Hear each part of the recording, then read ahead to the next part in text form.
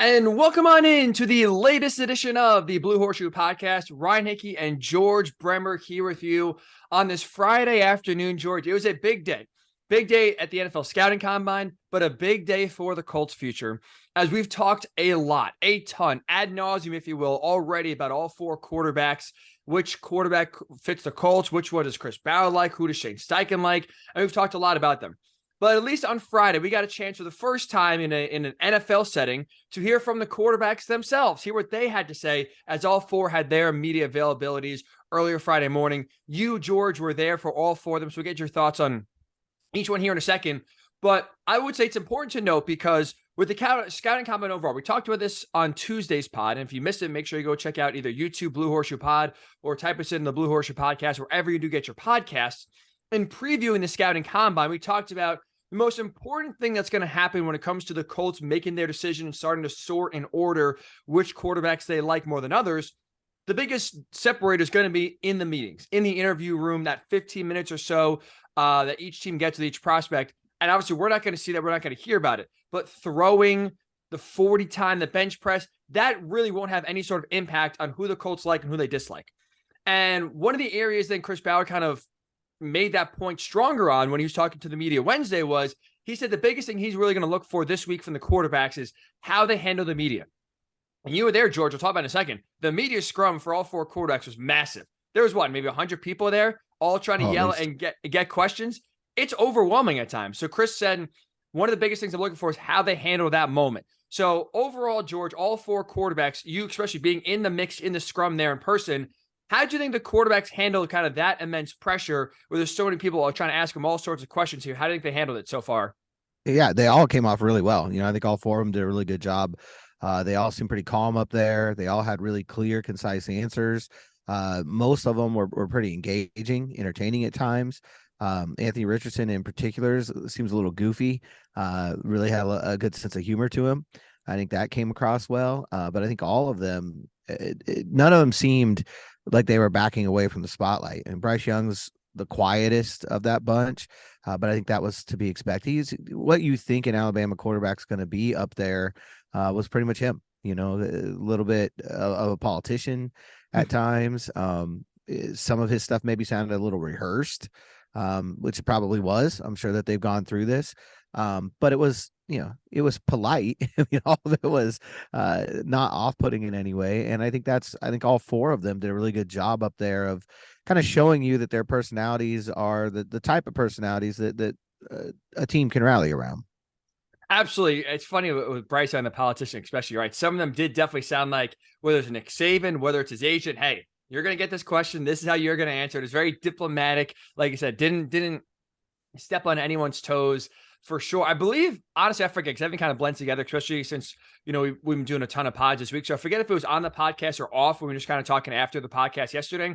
We were both joking about how Bryce Young is going to say nothing. He's going to say he's happy to be here. He says his only goal is to get drafted, doesn't matter what round, what team. He just wants to be there. And it's funny watching it this morning. That's basically exactly how it went. So you were there for Bryce Young. Let's start with him first, since he went first in the morning. What was your biggest takeaway? Is there anything that kind of stood out to you? Because I did have a few interesting things that kind of, okay, it didn't give a lot, but I thought there was at least tidbits here and there that kind of stuck out. Anything for you that kind of was pressing out of Bryce Young's press conference?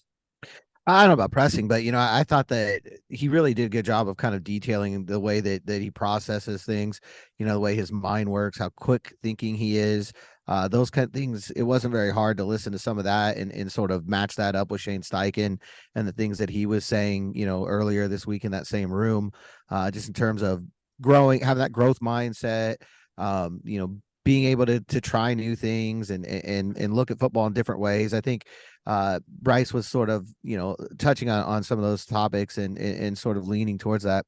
I thought maybe the funniest thing he said was that, he's been this size his whole life, which made us wonder, like, was he born?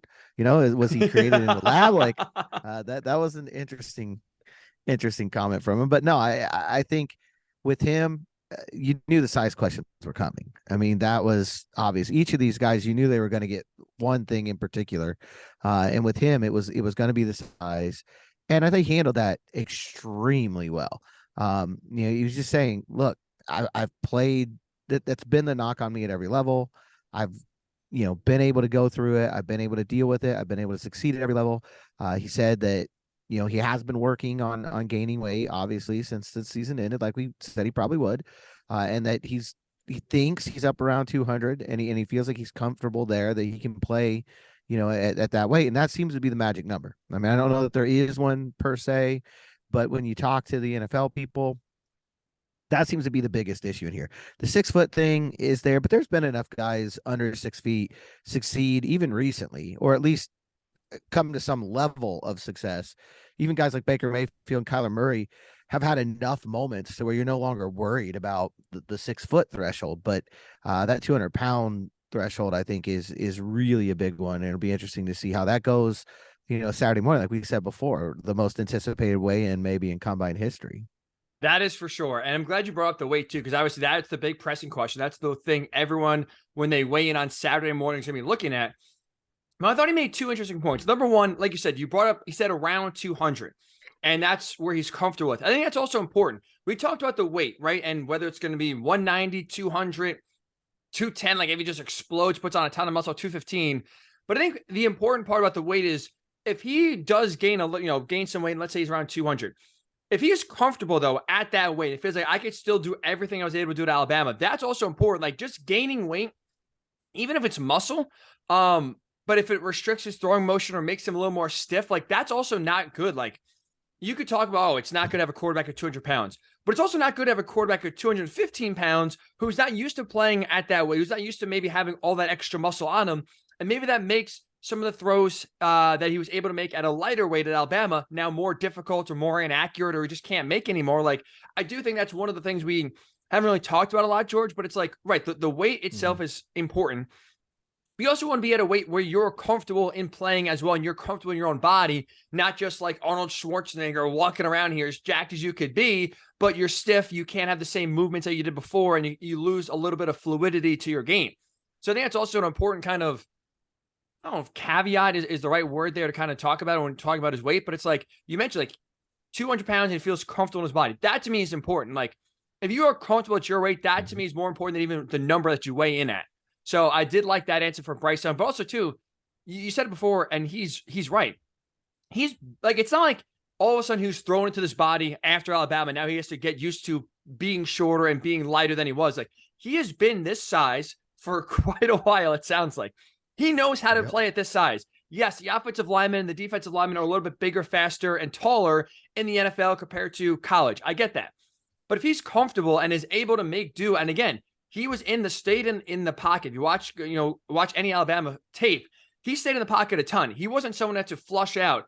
And looking back, revisionist history, look at Baker Mayfield at Oklahoma, that was someone who did make a lot of his plays outside the pocket. And you kind of go, maybe he couldn't see over the lineman, or maybe, that lack of size really did impact him, and where he was still able to make plays outside the pocket at Oklahoma, he can now at the NFL because those guys, again, are just better athletes. So like I said, I think he knows how to play in his own body. I think that's just as important as feeling comfortable in your own body. So obviously the weight, like I said, he got a lot of questions about it today on Friday. It's going to be a huge talking point tomorrow. Whatever he weighs in at, it's going to be a story. Either he's too light, he gained a lot of muscle, or he's just about 200 pounds. And it's going to be a talking point either way. But I do like the fact that he talked about being comfortable in his own body. That to me is extremely, extremely important. Another thing I like, George, was the fact that he was asked, what's your biggest strength of your game? He said leadership. I think that goes a long way, and that's exactly kind of an alley that I think Chris Ballard does want. And for a quarterback, especially a young quarterback who's going to have to come in here with all the expectations on his shoulders, you're going to have to be a really good leader. And I think we saw 2 years ago, a guy in Carson Wentz who has a lot of talent, does not have a lot of leadership whatsoever. That talent gets overshadowed by sometimes your lack of leadership. And we see in a situation where his career is down the drain, but even that 2021 season, you lose, the season ends in disappointment in part because Carson Wentz couldn't, in the biggest moments, step up like a true leader needs to step up. Yeah, and I think that's one of the things. People are going to see his sort of quiet, calm demeanor, and they're going to wonder what kind of a leader he is. Some people will, because, they want to see more intensity or more fire or whatever. But when you talk to his Alabama teammates, they're all behind him 100%. They believe in him. They really followed him. I think people don't probably realize Alabama had its issues this year. It was not a normal Alabama season by any measures. And there's a lot of people, you talk to people who follow that program for a long time or who watch college football in general for a long time, and they'll say, you know, they don't know where they would have been last year without Bryce Young, and the way that he was able to handle some of those moments, including his own injury, which is another thing he had to talk about, the right shoulder, and you know he feels like that's fine. He's gotten through that, but that to me is another big aspect of this. There's leaders come in a lot of different styles and a lot of different shapes and sizes as well, and I think with him it might be more of a lead by example type of a, you know, that's the way that he wants to handle things. But it obviously works for him. It goes back to what you were talking about with the weight. Like he can't be anybody other than who he is. So I think within his personality, he's obviously found a way to lead, you know, one of the nation's most important and visible college football programs. It gives you a level of confidence he's going to be able to do that at the NFL level as well. And the last thing I'll say about Bryce Young is the answer that I honestly, out of the three that I like that we're talking about here, the weight, the leadership, the one I like the most and I'm impressed about the most was someone asked him, what's your favorite moment at Alabama? And he went back to his sophomore year, 2021, when they beat Auburn. And if you go back to that specific game, Auburn was not very good. They were 6-5 going into that game. That was Brian Harson's first year. Alabama was on their way to going to the national title game. That was a game Alabama won 24-22 on the road at Auburn. It was a very ugly game in which Bryce Young, that the stats right here, was 25 of 51, so sub 50% completion percentage. He had 317 yards, 2 touchdowns, 1 pick, but also this is a game that went to 4 overtimes. It scored only 24 points, and he, at the end, needed to help lead a drive with the game on the line. It was, what was it here? It was a 97-yard drive to get in the end zone to tie the game with the game on the line. It was not the prettiest game for Bryce Young. He did not play by far his best game. But what I like so much about that answer is, even though it wasn't, like, again, Auburn's not very good, so it wasn't like this massive matchup. It is in the state of Alabama, but it wasn't like, you know, you're taking on the number one defense in Georgia. You played a subpar opponent on the road in a big rivalry game, did not play your best, but when they needed you most in the fourth quarter and overtime, you delivered. Again, it wasn't pretty from a stat sheet perspective, but I like the fact that that's one of his favorite memories because it showed his ability to, it showed his leadership, shows mental toughness, and grind through games. Like that's, George, I think, one of the underrated factors when it comes to talking about great quarterbacks in this league, like Patrick Mahomes and Joe Burrow. You're not going to have your A game every single game, but can you grind through some quarters you don't have it? Can you grind through mistakes early to when it's the fourth quarter and you're within reach, you capitalize on the other team not putting you away? That's a game that happened where Auburn let Alabama back into the game. Bryce Young took advantage. I love the fact that that's one of his favorite games just because, again, it showed more his leadership and mental toughness than anything else because from a stat-wise and even just a game perspective, didn't play great whatsoever. Yeah, well, and that's, I mean, one of the biggest things you hear from Chris Ballard again and again is he wants to see how these guys deal with adversity, you know, at every position, but particularly at quarterback. And it's going to happen. I mean, it's hard to think of very many rookies that came in right away, played well from the start, and the team won from the start. You're going to have to go through something at some point in that rookie year. Either you're struggling or the team's struggling or both. And how are you going to react? And you know, when you're doing that and you're Bryce Young and you're at Alabama and the expectations that there are there, and you're playing your rival in a game you have to win to stay in the national title hunt, on an ugly, ugly day, you find a way to win. It tells you a lot about him. And I think that is, and then the fact that he brings that up today, you know, at the combine is one of his favorite memories, I think also tells you a lot about him. I think that's just, it's really easy to see why a lot of people out there are willing to look beyond the size and look at the talent and say, you know, this may well be the best quarterback in this draft. It's almost luck-like in a way, right? Especially his rookie year. Like, I feel like how many times did he kind of struggle, but then fourth quarter, the games within reach, there he is making big comeback after big comeback and getting the job done. Like I said, it's something that you can't teach for sure. And it's great that he's able to do it on a consistent basis too, nonetheless. So I did love that answer from Bryce Young. All right, let's go to CJ Stroud. Let's talk about this, George, because he's asked about it as well today. And it's obviously one of the biggest talking points between now and the draft is the first 2 years of his style of play compared to the last game he played in his career against Georgia. And he's asked basically what was the difference. And he said, CJ Stroud said on Friday, basically he regrets not using his legs more. He wishes that he was, you know, making more plays with his feet than he did and just didn't wait to the last game of his career to do so. Let me ask you this question. Is it like, how easy is it to flip a switch where for 95% of your career, you're a pocket passer, you really didn't make many plays outside of the pocket rolling on the run? Again, a lot of times you just throw the ball away. To whereas now the last game of your career, all of a sudden you use your legs more and you make plays happen. Is it that simple as just flipping a switch and saying if the Colts were to draft him at number 1 or number 4, wherever, that he will be more like the Georgia quarterback? Or is that transition not as easy, not as easily done as said, just because for 95% of his career, he was almost a different quarterback? Yeah, no, it's going to be a process. I mean, that's true of any of these guys. I think they've all got things that they need to work on, and those things will take time. Some of them won't ever overcome whatever it is that's nagging them. And I really liked his answer on that in its totality, because he said, as you mentioned, that he regretted not doing it more often, and I think that's going to help move the process along. I think he saw against Georgia, against the nation's best defense, with basically an NFL defense that he's facing out there, how effective it was. And I think that helps him in the decision making of, hey, you know what, maybe I can do this.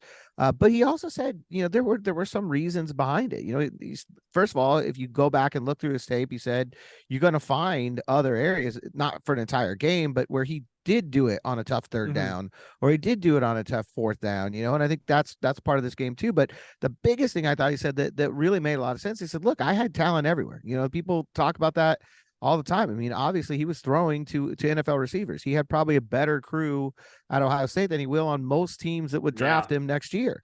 And so he said, if I spend 8 hours working on a play and learning every detail of it, I'm not just going to go through my first progression and take off and run. I'm going to go through the whole thing, 1, 2, 3, and 4.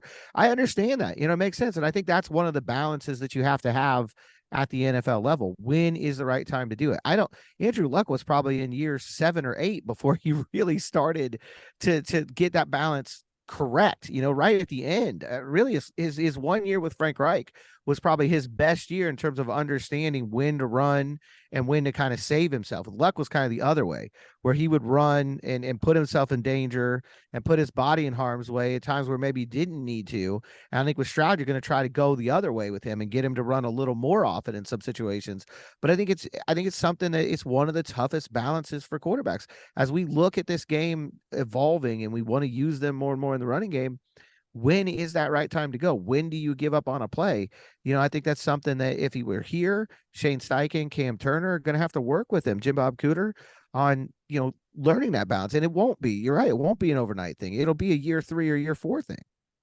I'm with, I think development's going to need some time for sure. And again, I just don't think that it's as easy as to flip a switch and just kind of almost change your game in a way. And that's really kind of what happened. He really changed his game. It was almost a different kind of quarterback against Georgia compared to what we saw in the first 2 regular season or the first 2 years up to that point at Ohio State. So I think it's definitely going to be a process for sure. And also, I wonder too, if you're an NFL team, like how much you even want him running? Because you look at his frame, he's taller, but he's also lankier and skinnier than guys like Will Levis and Anthony Richardson, who have made more hay with their legs. And so you wonder too, it's like, yes, on a third down, if the C's part, take it. And you want to, sometimes even if you're not even through your progressions yet, sometimes you see and you just say, I just got to go. I got to take this here and capitalize. But I don't think whether it's here with the Colts or if the Texans take him, wherever he ends up getting drafted, I don't think it's going to be a lot of dual threat or zone read sort of style of offense you're going to want CJ Stroud in. It's just more encouraging. Hey, if nothing's there, instead of throwing it away, see what you make a play with your legs. And that's really what he did with Georgia tremendously in that one game. Like I said, it is a balance and it's definitely going to take a lot longer. I think patience, especially for Colts fans, if he's the one, if he's the quarterback that's drafted, I think patience is definitely going to have to be a key here for CJ Stroud in terms of just because it was the last game that we saw of CJ Stroud does not mean that Georgia and then week 1 of the 2023 season, he's going to go one from that Georgia game and pick up where he left off starting week 1 for the Colts, whoever. I think it's definitely going to be, like I said, a process where it could take a few years to kind of learning, like I said, get that right balance of not trying to force it, but also sometimes take what the defense gives you. And like I said, also capitalizing on that. And it's a good point about Ohio State having so much talent. That's another concern, to be honest, is if it's the Colts, let's be honest, the Ohio State wide receiver room is more talented than what the Colts have. So it's also how can, will he be able to keep up the same level of play with less talent around him?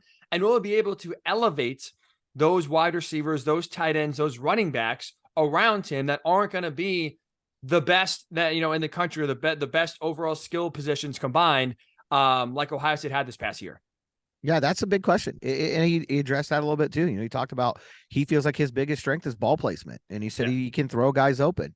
And he said, pretty plainly that he understands in the NFL, those windows are a lot tighter.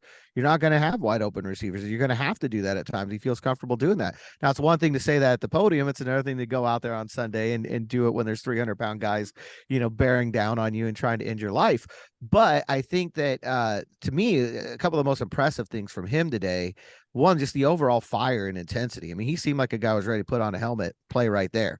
I mean, he was just really, and I think that's going to go over well with Chris Ballard. I mean, that's something I think he watches that video, he's going to really like that. But there was a moment where they were talking to him about, I think, film study and leadership. And he said, he's the type of guy, he's not afraid. If they're going over the film, he'll point out and he'll, give that constructive criticism right there in the film room. Hey, this route needs to be a little bit, rounded off here, whatever it may be. I'd like you to be at this spot, and I think that's not all quarterbacks are willing to do that. And I think it's maybe something that was missing from this team a little bit the last few years, having that quarterback who's willing, at times to maybe give somebody a kick in the pants if that's what it takes. You've got to back it up on the field. I mean, that's the thing. I think Matt Ryan was willing to do that. But when he wasn't able to play at the level that he had before, it's not going to carry the same words. So, it's probably since Philip Rivers was here at the very least that they've had a guy who both could command on the field and off the field. Not saying that Stroud will be that guy, but it sounds like that's what he wants to do. And I think that's an interesting aspect. And honestly, I came away from that one thinking that was a 13-minute love letter to Chris Ballard. I mean, almost everything he said, from accountability to accuracy to his willingness to go into a totally new offense and start over from fresh and learn it all over from the beginning again. It was almost like he was speaking specifically to the Colts general manager. And it almost feels like too, he like kind of looked up and, Googled himself basically, what are all the knocks that people are saying against you? Because one we talked about on Thursday's pod, George, was the Ohio State offense. It almost seems like Ryan Day like almost makes the reads for the quarterback. And like, this is where you're going to throw it in this play. And I thought it was interesting that he, in the press conference, basically mentioned that, it's not only learning the play, the coach is telling us, it's us going up to the whiteboard and then explaining what they just told us and making sure we understand it. So it's almost like you're, in a way, you're getting taught and then you're teaching, your coaches, hey, this is how this play is supposed to run. That almost felt like he was trying to, again, make it known that any sort of questions about, being a system quarterback or the exact offense that Ohio State runs, it's not a problem in terms of, hey, I can read defenses. Basically, I'm not being told what to do every single play. I have a good handle and grasp on what I'm doing. No, there's no doubt. And I'm sure he's being asked about that in NFL meeting rooms, because I think there's a lot of questions within the league about not just Ohio State, the way the Tennessee offense runs. Some of these offenses that are more, I guess, gimmicky, for lack of a better word, that go on in college football. There's a lot of questions about that. And I have no doubt that he's been getting those in these NFL meeting rooms. And I'm sure it's something he was prepared for. And obviously he does a lot of research. I mean, like you said, I think he knows what the knocks are on him. I think he knows what he needs to answer to these NFL guys. And if he's as impressive in the meetings with them as he was in the room today, I think he's going to come off really well. It'll be interesting to see, how that comes out. I've heard Anthony Richardson's been doing really well with teams, in the meeting room. It'll be interesting to see what they think of CJ Stroud. But I think he's a guy that borderline abrasive, and I think that's something that this team really seems to value. They really seem to like that. So we'll see how that goes.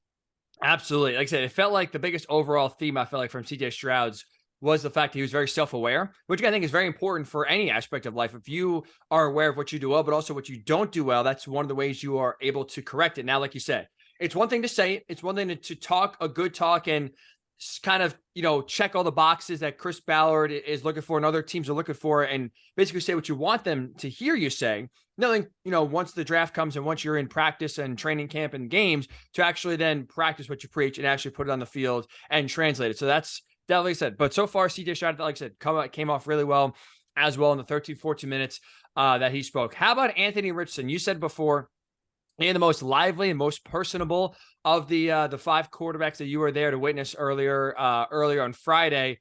My favorite, at least kind of interaction he had was he was asked basically, hey, you're considered a project quarterback. He goes, I don't know what that means. Kind of just trying to, again, put and squash any sort of thoughts that he needs time or he is so unpolished. What was your biggest thought about Anthony Richardson's media availability?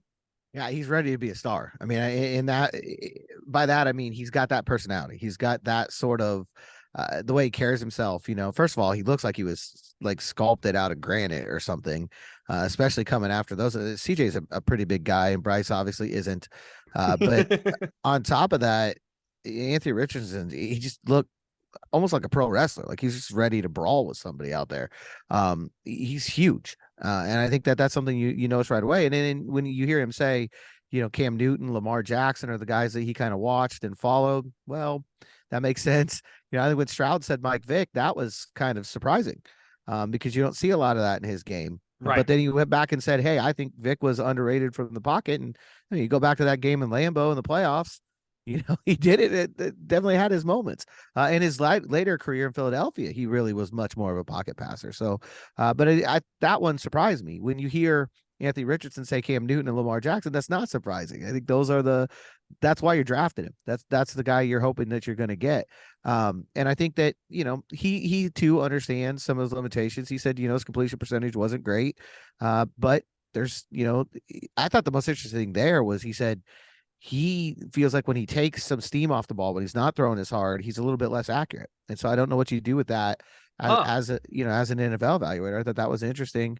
Sometimes on the shorter passes, maybe the touch passes, it's not always there where he wants it to be. Now, a couple of days ago, Shane Steichen said pretty clearly he feels like you can coach that. You can make you can teach accuracy. So it'll be interesting to see.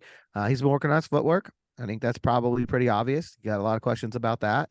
That's been what he's been working on, so far since season ended. But I think he's a guy you do wonder if maybe another year in college would have helped him. He seems like kind of in a fun way, kind of a goofy guy. He told a story about, having to mature. He's only 20 years old. And I think that's another thing that's going to be interesting. Colts haven't had a lot of luck with 20-year-olds over the last couple of years. Some of the younger guys that they brought in. But, he said he had to grow up pretty quick because he's got a younger brother. He said, if you lived in Gainesville, you would see him all the time. He had a black bicycle. And anytime you saw him, you saw his brother sitting up on the handlebars, going wherever he was going. So that was just part of that personality that he had, kind of connecting with people. You could feel that. And I think that's something that quarterback needs. So with him, we know the questions. Are you going to go out there and on 3rd and 8, are you going to be able to, thread that ball through a needle and keep the drive going? But I think that you see the personality, you see the physical traits, it's all there. He, to me, I think is the biggest wild card in this draft. And I think it's something obviously a lot of people have been saying too.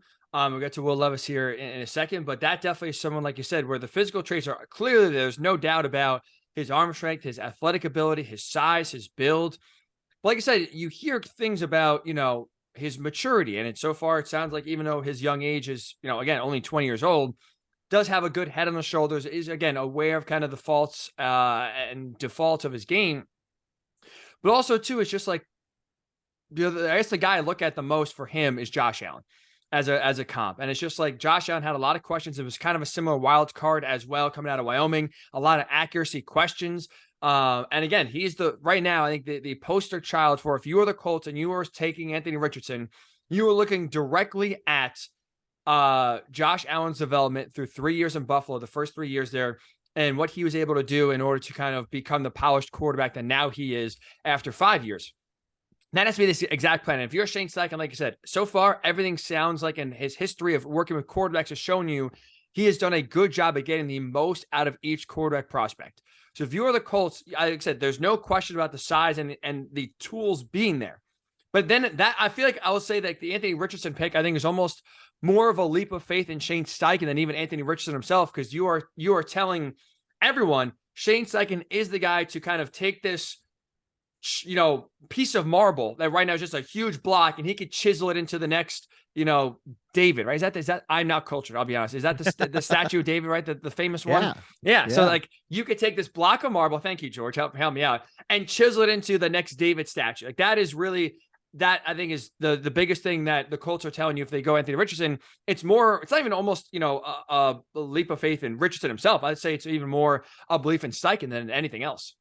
Yeah, and I think that's one of the things we were talking about, texting this morning. That's the unknown in this process. We can kind of guess at a lot of these guys how they're going to come off to Chris Ballard. We can look at that fire and intensity from CJ Stroud and say Ballard's going to like that. And you can look at the physical nature and the traits of Anthony Richardson and say Ballard's going to like that. But we don't know as much about Shane Steichen. We can look at his history and we can guess, but we haven't been around him long enough yet to have a good idea of what he's really looking for. From what he said, I know that the processing speed that Bryce Young has got to be appealing to him. I know that the accuracy that CJ Stroud has got to be appealing to him. And I would just guess, from where he just came, that the ability to run defenders over at the goal line and push into the end zone like Jalen Hurts does is probably appealing to him from Anthony Richardson. So, but that to me is the biggest wild card in this process. I do think one thing, and I agree with you 100%. If you draft Anthony Richardson, you're basically saying we believe in Shane Steichen the way the Colts have said the last few years we believe in Frank Reich. It worked with Philip Rivers.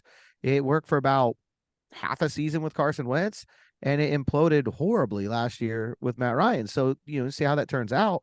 But I do think Steichen's got the right thought process. It all starts with the quarterback for him. And he's going to look at what can you do and what can you not do. And those things that you can't do well, they're just going to throw that out of the game plan. That's not even going to be part of it. And it sounds simplistic. I know that. But it's not everybody does it, first of all. And I think it's really at the heart of his philosophy. So I think no matter who he brings in, no matter what quarterback he gets, it's going to be the same mindset for him as far as how they build around him. Absolutely. Like I said, and we've talked about it a lot and repeated it a lot on this podcast, but it's important to note because like you said, not everyone does it. Like putting players in position to succeed. It sounds obvious. It sounds easy to do. It sounds simple, but so many coaches for whatever reason don't do it. They feel comfortable in what they know instead of kind of branching out to adjust and tweak their, philosophy, offense, defense, special teams wise to the players they have. They said, oh, and this is my system. This is what I've succeeded with.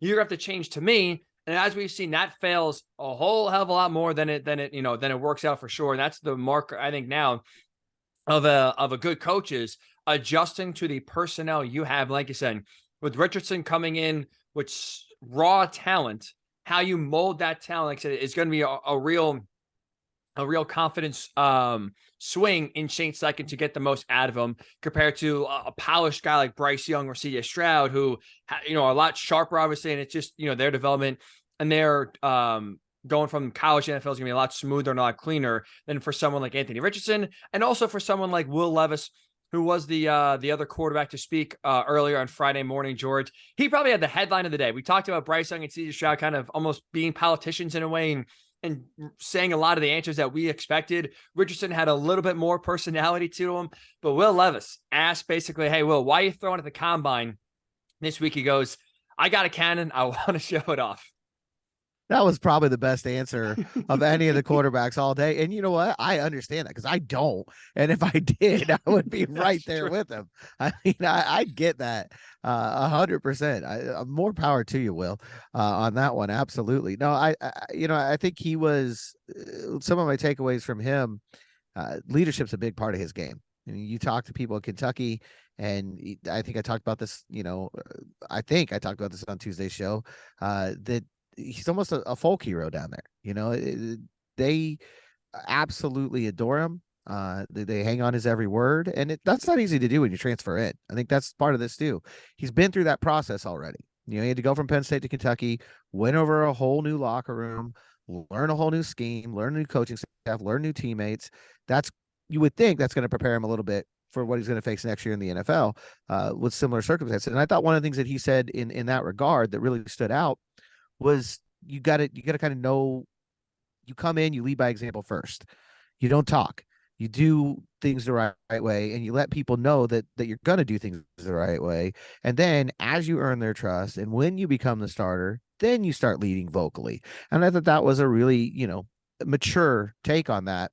But, at the same time, he was talking about putting mayonnaise in coffee and eating bananas with the peels, it sounds like the mayonnaise thing was a joke. So that's good. You can write that one off.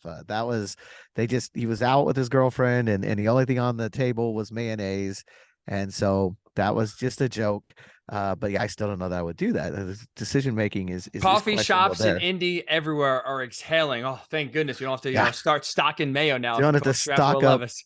Don't have to stock up on the mail. But it's I thought that was interesting. He came off as a really mature quarterback, and I think that's to some extent the Colts need that as well. I mean, I think they're looking for a guy. If you listen to what Chris Ballard and Shane Steichen have said, I think they're looking for a guy who can come in and play right away, and win very quickly, in the process. And so maturity is a big part of that. Now, there's questions about him on the field. Obviously, sometimes showing off that cannon in a game gets him in trouble. So it is a double-edged sword. But like all the other guys, I think he came in, he said a lot of the right things. And I think you come away feeling like, I like this guy. I understand why teams are interested in him.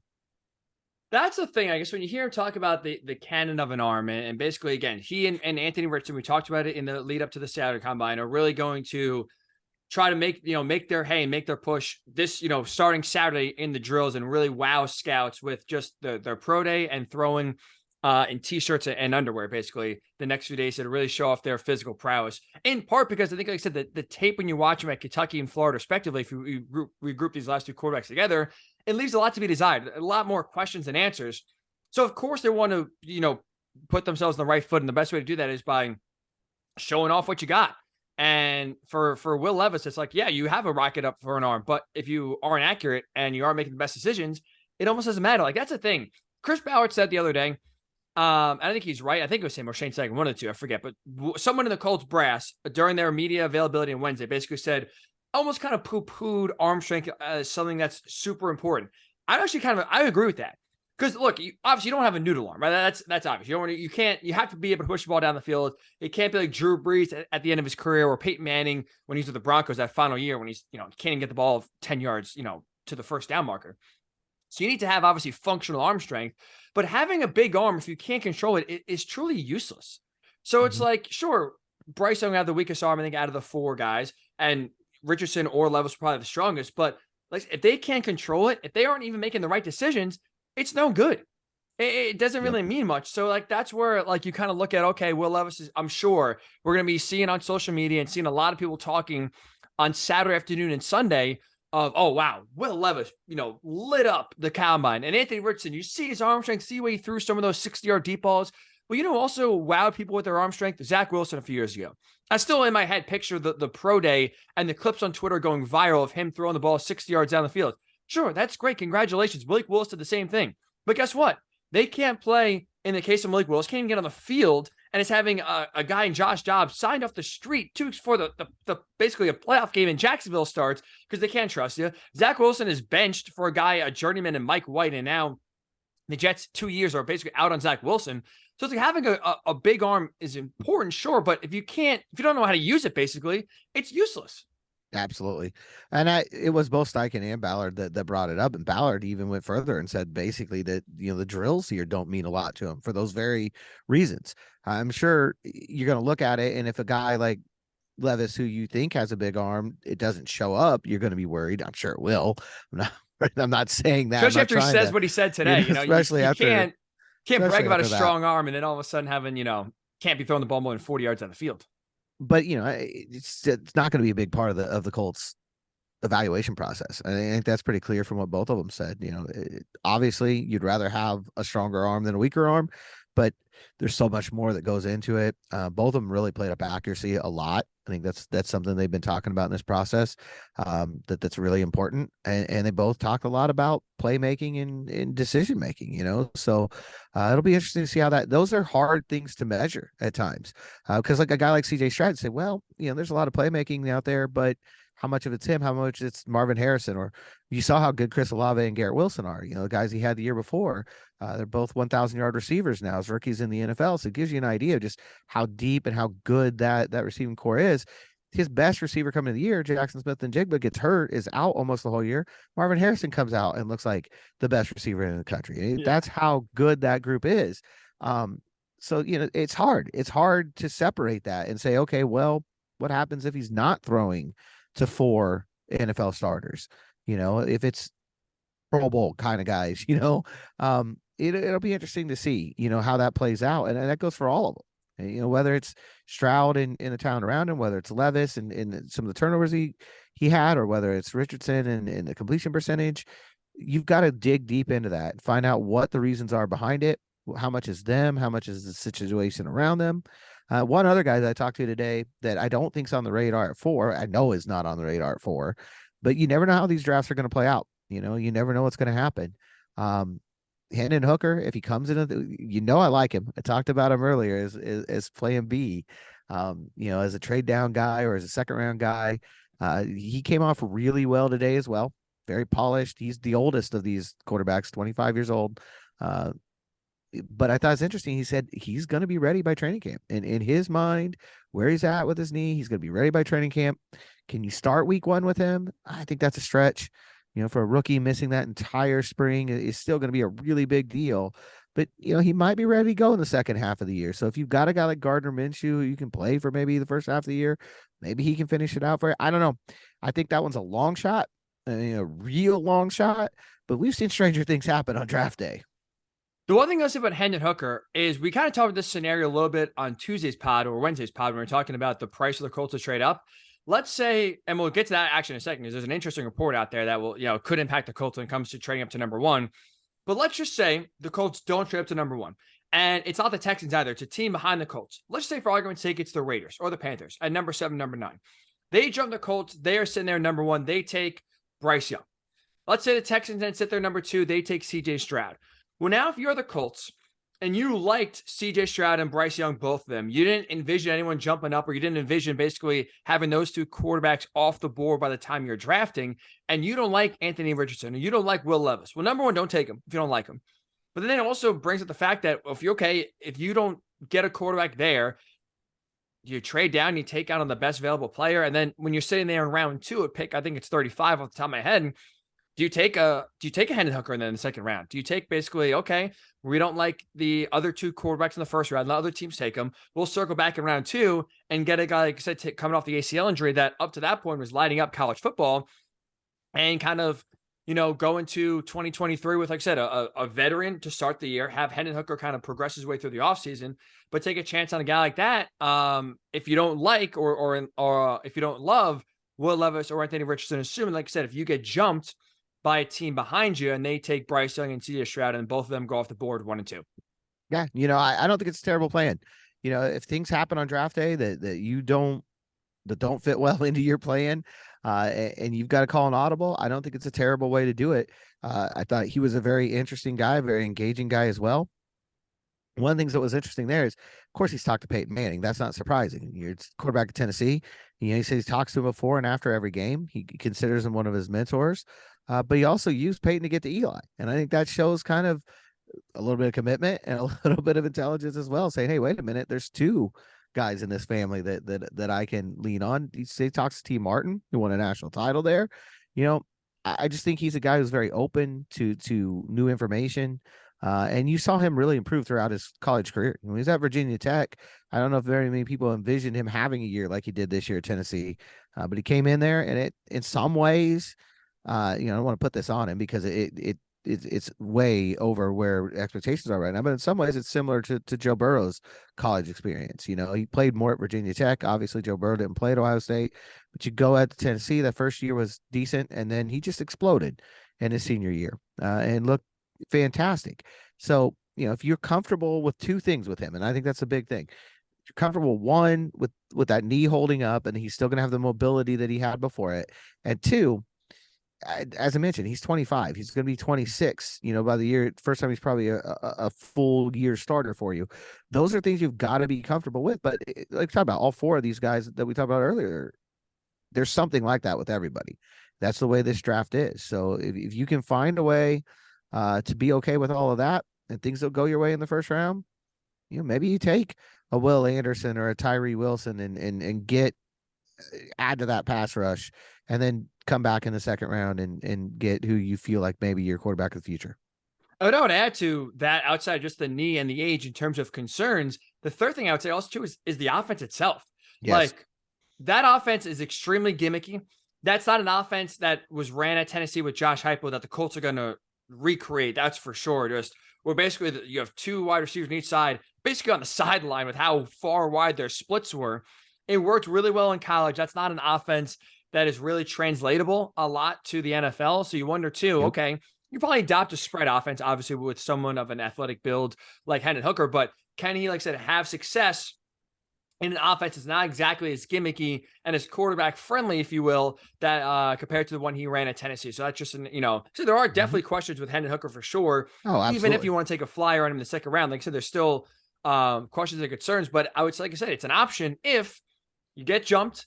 If you're sitting there at number 4 and your top 2 guys are gone and the other 2 remaining you don't, you're not in love with, or even, I mean, hell, Cardinals could trade back at number 3. All of a sudden, next thing you know, there's a chance you're sitting there at 4, picks 1, 2, 3 are quarterbacks, and now it's only Richardson or only Levis there for you. And it's like, oh, I don't want that. And now it's like you said, now you got to figure out a plan B. I do wonder how they would feel about Hendon Hooker as like a plan B in round 2 or round 3. Speaking of trading up, let's wrap up this pod here, George. So you're in Indy. You're obviously at the combine. A lot of different reports, a lot of different rumors are always spoken about at the combine. We mentioned the other day it's lying season, and there's a lot out there. But there's a report, I think it's interesting, that the Bears are looking to trade the number 1 overall pick before free agency starts. Now it starts, I believe it's St. Patrick's Day, or what, the 15th is the official 15th. day, and tampering starts at 13th. So as we're recording this on March 3rd, roughly 2 weeks away. If this report is true, and the Bears are looking to make a move out of number 1 in basically the next 2 weeks, I think that's really bad news for the Colts. I think I that's agree. really bad news. I agree. And there is definitely some reason to believe it. I mean, Ryan Poles, when he spoke earlier this week, said that one of the scenarios is that they would get a deal done before free agency started, in part because if there are players coming back in that deal, they want to have that set already, for obvious reasons, before they go into free agency and you start trying to fill some other needs. The Bears have a ton of money, and I think that puts them in position and a ton of needs. I think that puts them in position, though, to accept guys, from other teams, because you're not going to have to really worry a whole lot about that cap situation. You're probably going to be able to fit them in. I do think it doesn't bode well for Indianapolis in the sense that I think if there was one dominant, clear through line from Steichen and Ballard's, press conferences the other day, it's that they're not really close to a decision on who their top quarterback is, which makes sense. They hired a quarterback coach like 4 days ago. The offensive coordinator a week before that, the head coach the week before that. So it's pretty easy to understand why they're still pretty early in that process. And I don't know. And we've talked about this before. And this is the question. If the Bears are pushing that, and I'm sure they've talked to them, that much I'm positive of. I'm sure that they've talked to the Bears. If the Bears are pushing that timetable, the big question before the Colts becomes, do you want to trade up there before Now, the way Ballard was talking, he doesn't want to do it. I think we can say that pretty confidently. I don't know about the owner. He's always a wild card in this. He could still kind of push that thing. Do you feel like if you're still choosing between, let's just say for the sake of argument, if you're still choosing between Bryce Young and CJ Stroud, do you just go up and let the process play out, make that decision on draft day? I don't know. I know that's not the way Ballard likes to do business, though. I can say that. I mean, look, we saw that with the 49ers, right? When they traded up from 12 to 3, like a month before the draft, it was, at that point, pretty well reported. Like they didn't really have a guy in mind, not to mention, I mean, look, it was pretty well presumed that it's going to be Trevor Lawrence 1, Zach Wilson 2. There's no guarantee that was going to play out, but you'd have to assume if you're the 49ers, okay, those 2 are off the board. But it seemed like when they made that trade, like, we're open. Mac Jones, Justin Fields, Trey Lance, we'll see. Like, basically said, we'll get there, and then we'll figure out, like, which one come draft day we deem ready. That's why I'm concerned, because Chris Ballard talked about it a ton on Wednesday. If he finds a guy that he identifies is worthy of trade up to number 1, he'll do it. But at the moment, and again, whether he's lying or not, it's a different question. But at the moment, at least, he doesn't have that guy. And we talked about it on Thursday's pod, in case you missed it. Just to reiterate, we both kind of talked about how I think if the Colts are going to trade up, I think the driving force is going to be Shane Steichen. Because at the end of the day, Shane Steichen is going to be the one working with the quarterback directly, building the offense around that guy.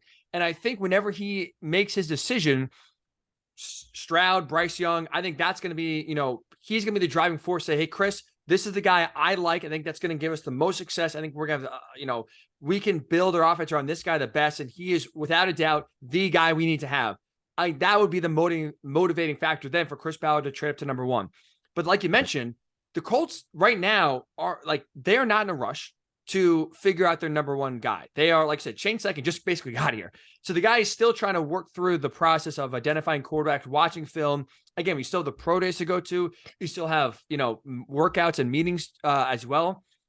So still a long way for the Colts to get their information. I just don't think, like I said, outside of Jerome Irsay stepping in, I don't think if you put a time crunch on Chris Ballard and say, hey, look, you're going to basically have to blindly trade up to number one here in 2 weeks, and then we'll figure out who the quarterback is going to be. I think it's a tough sell.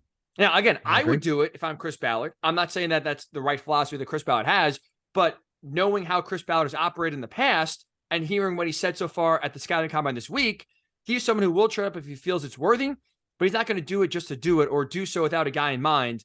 And that has me concerned when it comes to if the Bears truly want this, deadline to be March 15th, right when free agency starts.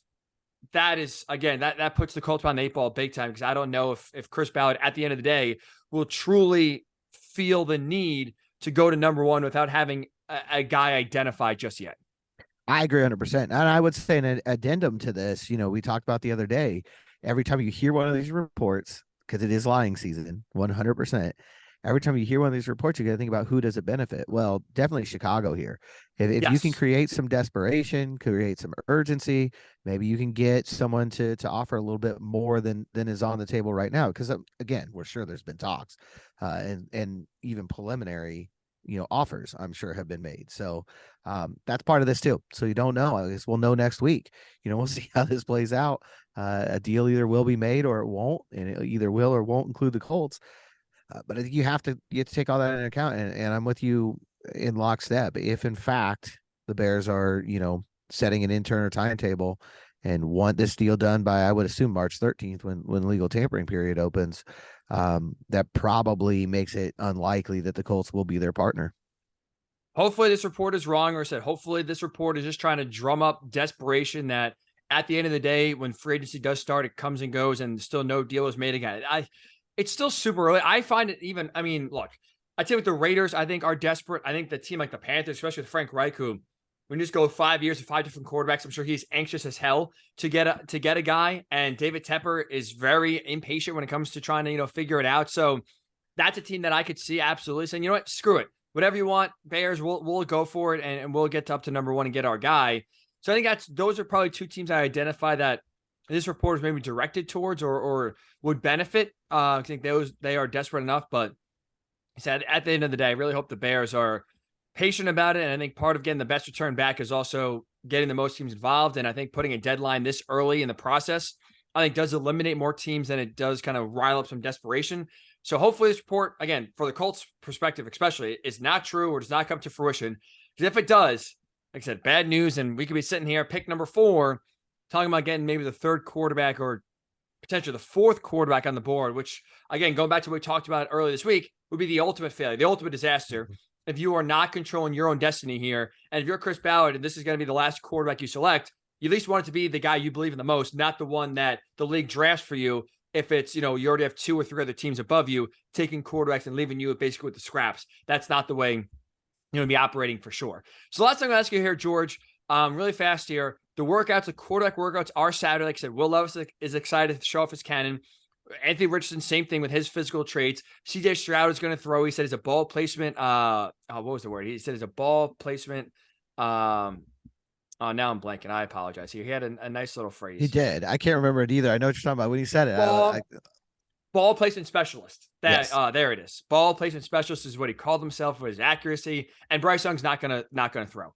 Is there anything to look for? Is there anything you think we can glean from quarterback workouts on Saturday that could influence the Colts one way or another? Or is this just kind of more of a TV event that's really not going to impact their board whatsoever? Yeah, it's mostly a TV event. Somebody falls on their face, that'll be a problem. If that happens, somebody just has a really, really awful outing. But even then, I go back a few years ago, Orlando Brown tested absolutely terribly here as an offensive tackle. Good call. And he's an all-pro guy now. He just won a Super Bowl with the Chiefs and probably going to get franchise tagged because they don't want to lose him. So yeah, I doubt it. Let's put it this way. If it does, they might not be making the right kind of decisions. I'm with you. Yeah, like this is a whole lot to do about nothing, to be honest. Like we'll watch. Obviously, it's captivating, it's intriguing, but actually, like I said, determining your big board, or actually, like I said, making real strides in terms of your development or your evaluation process, you can't go on anything that you see tomorrow. Because like I said, number one, it's for the most part, it's pretty hard to fail. Like I said, there are certain instances, like you just mentioned, Orlando Brown is one. And if quarterback's just wildly inaccurate and Will Levis can't control the cannon that he has, or Richardson just can't throw a strike whatsoever, okay, yeah, that's maybe more of a demerit than anything else. But you can't use this as any sort of like, wow, Will Levis went 16-17 throwing on air. Now we have to bump him up here and really reevaluate our thoughts on him, because this is a guy that we can't miss now. It's one of those things, like I said, it's more, I think, a media event. It's more hyped up for fans to just kind of get an extra look, but they're in boxers, basically. Yeah. They're throwing to receivers they have never worked with. The receivers are not covered. There's no one pressing them in their face. There's no offensive lineman in your. It's just like it's basically me and you, George, having a catch in the backyard, and all of a sudden, an NFL scout watching. Oh wow, look at that. George caught every ball. Look at that. Should we consider him for our draft? It's whole lot to do about nothing for sure. So I'm with you. I don't think there's anything we can really watch for. It's going to impact the Colts' decision making. Chris Ballard basically said it flat out. Yeah, this is irrelevant. I'm not even sure if he's going to be there tomorrow, to be honest. I'm not sure. He probably will be, because he likes to feel guys. I mean, he talks about that too. He likes to be in the building and he likes to kind of feel their energy. He likes to feel whatever, their presence on the field, however you want to put that. So he probably will be, but it'll be more from that standpoint than anything else. He's definitely not going to be making notes. Ooh, look at that throw, but that's not going to happen. But again, if somebody does falter, then that probably has a lot more impact than anybody really shining would. Yeah, I am with you there. And if we are making big sweeping evaluations based on Saturday's throwing session, George, the Colts are more screwed than I thought. That is for sure. All right, so that'll wrap up for this edition of the Blue Horseshoe Pod. Really do appreciate you making us a part of your Friday, a part of your Saturday, whenever you're listening, however you're listening, wherever you're listening. We do appreciate. If you're looking for outlets to listen to, we are on YouTube, the Blue Horseshoe Podcast. Make sure you check that out and subscribe. Check out wherever you get your podcast, the Blue Horseshoe Pod, with the blue logo. It's the same name as last podcast, but we're just on a different feed. So if you type in the Blue Horseshoe Pod, wherever you get your podcast, make sure you subscribe to the one with the blue logo. That's where all our brand new shows are. And speaking of YouTube, make sure you do check out YouTube, because George, like we just mentioned, was in the building earlier on Friday for all 4 quarterback interviews. Yeah, George, you had a great seat. You were right there. I got up early. I'll tell you that. I got up early and I knew, hey, this was my combine today. I had to be ready, right? I had to be ready. This was the equivalent of your 40-yard dash? Yeah, it's close as I'm going to get to a 40-yard dash, that's for sure. But no, there's no doubt. This was the day that was circled on the calendar from the moment the schedule came out. And so, yeah, front and center. And you can see videos with all 5 of the quarterbacks that we discussed today out there. So get on there, like, comment, subscribe, do all those really good things. It'll help me and Ryan continue to do this and maybe bring you even more content. George was sleeping outside of the convention center gates this morning to get a good spot. So make sure, at bare minimum, do that for George, right? He had a great spot here at the quarterback availability. All 5 of those availabilities are available on YouTube, the Blue Horseshoe Pod. Like I said, George, I give you a lot of credit, man. You were there early. I don't know if it was like the doors open and there's George racing to get the good primetime spot. If it was sleeping outside, whatever you did, it worked to perfection. I tell you what, I was actually surprised. I came in and there weren't many people here, and I thought I was gonna have to like do a little more elbowing and I grew up in Indiana, so I got that basketball background. I didn't have to do boxing out. Didn't have to box anybody out, so it worked out well. But no, hopefully people enjoy it. I think it was a fun day. And I think it's the start of what we've been saying for a long time. It's gonna be a really fun offseason. I think I came away from today. I don't know about you. I think I came away from today feeling pretty good about all these guys on some level. You obviously have an order that you prefer them in, but I think you got a good idea that if nothing else, there's no jerks in this group, and I think that's an important thing to know too. Yes, you don't want any bad guys, because again, we've seen plenty of locker rooms, fracture because of bad leadership and just bad guys. And that's also an area too the Colts have, really made as one of their top priorities, is getting good guys, getting good high character guys in the locker room that teammates can believe in and rally around. And like I said, I think it's tough just because it did feel a little sanitized, a little rehearsed at times for these 4 quarterbacks. But like I said, so far they made a good first impression, a long way to go, but definitely in one of the biggest areas we can look at the scouting combine is the interview process. And at least publicly, what we saw from the interviews today, all 4 quarterbacks seem comfortable, seem to handle it okay. And definitely, we're definitely polished and well rehearsed, that's for sure, which is good. Well researched, which is one to be good first impression for sure. So we will be back next week to kind of recap everything, right? I like this, George. We kind of basically broke down each day and each individual, aspect for the Colts. We broke it down, Shane Steichen and Chris Ballard's press conferences individually. We've broken down today the quarterback availabilities as well. We've previewed the combine. So next week will be a nice kind of all-encompassing, wrap up of everything we kind of learned, putting all the things we learned together, kind of, give you a few takeaways for sure and how that's going to impact the Colts going here the rest of the offseason. So make sure you tune in for that. Again, the best way to tune in and not miss it is by subscribing on YouTube, the Blue Horseshoe Pod, or subscribing to the Blue Horseshoe Pod wherever you do get your podcasts. So have a great weekend. If you're going to watch the throwing sessions, enjoy them. Again, don't take too much out of them, but do enjoy the show that I'm sure most quarterbacks will put on. And we'll talk to you next week right here on the Blue Horseshoe Pod.